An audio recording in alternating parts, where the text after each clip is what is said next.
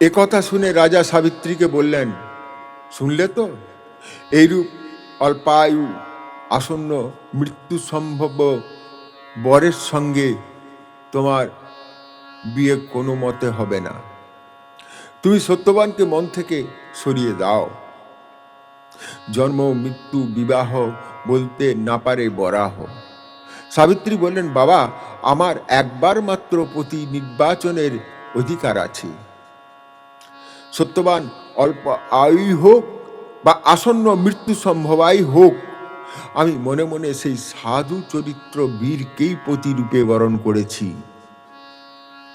অন্য চিন্তা করা মানেই আমি দ্বিচারিণী হব। রাজা যখন দেখলেন সাবিত্রী সত্যবানকে পতিত্বে বরণ করতে দৃঢ় নিশ্চয়, তখন তিনি এ বিষয়ে অনুমতি দিলেন।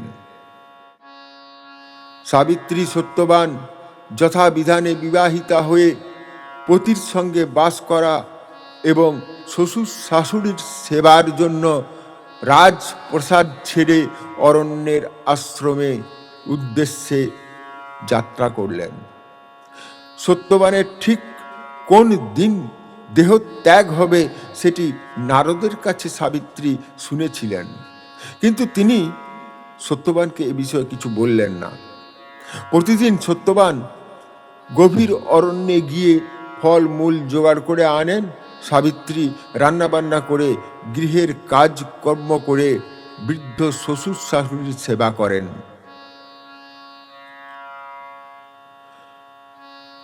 সুখে দুঃখে তাদের সংসার চলে।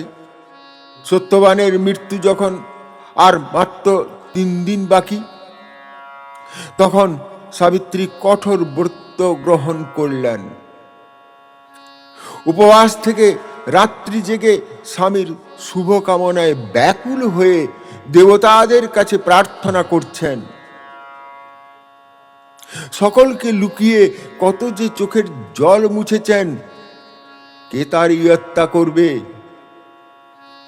অবশেষে সেই কাল দিবসের সকালে এলো। সেদিন সাবিত্রী তার স্বামীকে এক মুহূর্তের জন্য চোখের আড়াল করতে সাহস করলেন না। সাবিত্রী সেদিন পতির সঙ্গে বনে যাবার জন্য শ্বশুর শাশুড়ির অনুমতি প্রার্থনা করলেন এবং অনুমতি পেয়ে সত্যবানের সঙ্গে বনে গেলেন। পথ চলতে চলতে হঠাৎ সত্যবান বাষ্পরুদ্ধ কণ্ঠে পত্নীকে বললেন, প্রিয়ে সাবিত্রী, আমার মাথা ঘুরছে, আমার সকল ইন্দ্রিয় অবশ হচ্ছে, আমার শরীর যেন ভারাক্রান্ত। আমি কিছু সময় তোমার পাশে বিশ্রাম নিতে চাই। সাবিত্রী ভয়ে কাঁপতে কাঁপতে বললেন, প্রভু, আপনি আমার অঙ্গ দেশে মাথা রেখে বিশ্রাম গ্রহণ করুন। আগুনের মতো তপ্ত মাথা সাবিত্রীর অঙ্গ দেশে এলিয়ে সত্যবান দেহ ত্যাগ করলেন। সাবিত্রী অশ্রুপূর্ণা নয়নে মৃত পতির মাথা নিজের কোলে রেখে সেই জনশূন্য অরণ্যে বসে থাকলেন।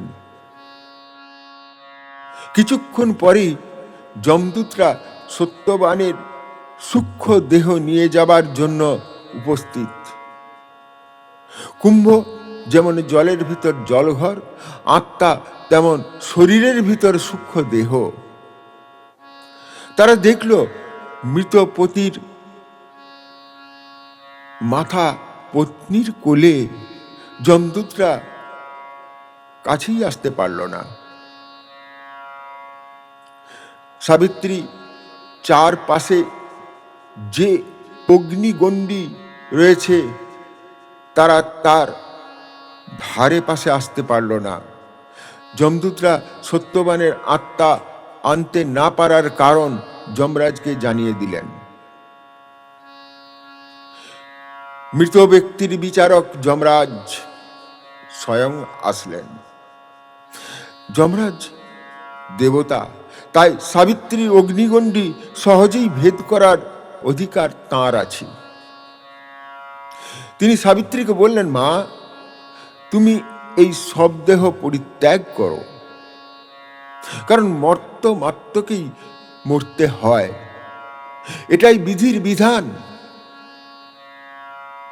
আর মর্তগণের মধ্যে আমার প্রথম মৃত্যু হয়েছে, তারপর থেকে সকলকেই মরতে হয়। মৃত্যুই মানুষের নিয়তি। যমরাজের কথায় সাবিত্রী সব দেহ ত্যাগ করে কিছুটা দূরে গিয়ে দাঁড়ালেন।